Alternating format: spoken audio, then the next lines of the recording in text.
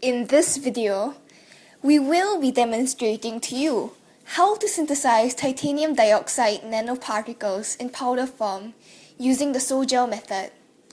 The titanium dioxide used in your toothpaste, which may be of the brand Colgate or even Sensodyne, is always in powder form.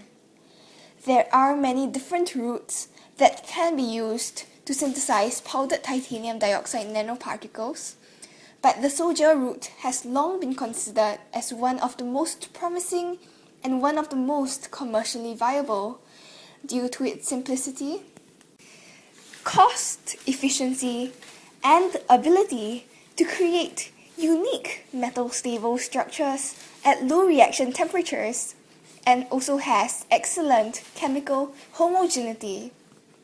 In essence, sol-gel synthesis is the process in which solid nanoparticles are dispersed in a liquid, a sol, and agglomerate together to form a continuous three-dimensional network extending throughout the liquid, which is a gel.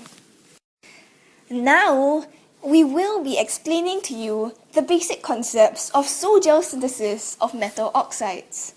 If at any point of time you do not quite understand the concepts or recognize the terms that we may be using, please feel free to click on any of the links below, which will direct you to websites explaining the difficult concepts and terms. So sol-gel synthesis of metal oxides is akin to baking a cake.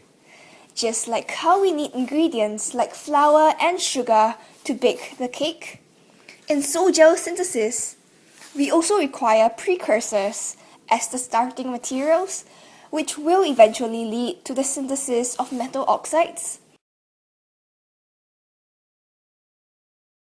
namely a metal alkoxide and another solvent, which must contain water to react with the metal alkoxide, such as perhaps isopropanol. In baking a cake, many steps are needed in order to create the delicious cake. And similarly, in our sol-gel synthesis, many chemical reactions must occur as well to transform our starting materials into our product metal oxide. The first reaction that occurs in sol-gel synthesis is hydrolysis, in which water from our solvent will react with the metal alkoxide to form a metal hydroxide.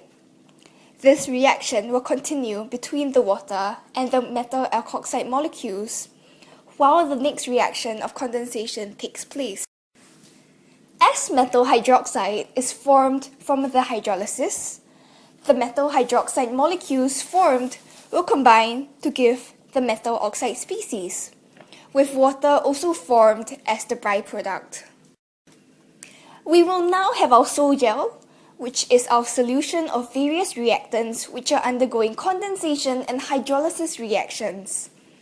The molecular weight of the metal oxide species produced continuously increases as this species grows, and the molecules may begin to link together in a three-dimensional network.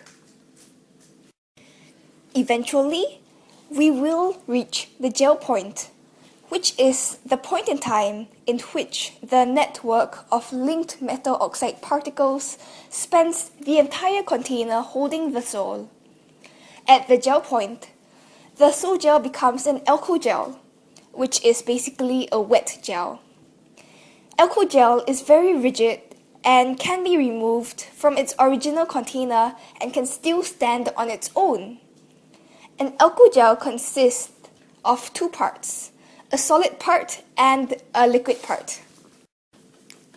The solid part is formed from the three-dimensional network of linked metal oxide particles, and the liquid part is the original solvent of the sol, which fills the free space surrounding the solid part. The liquid and solid parts of the alkogel occupy the same apparent volume. We will now leave the alkogel to age for about 22 hours to several days or several weeks to strengthen the gel using Oswald ripening. The alcohol is now dried using evaporative drying to form a aerogel, a precipitated gel.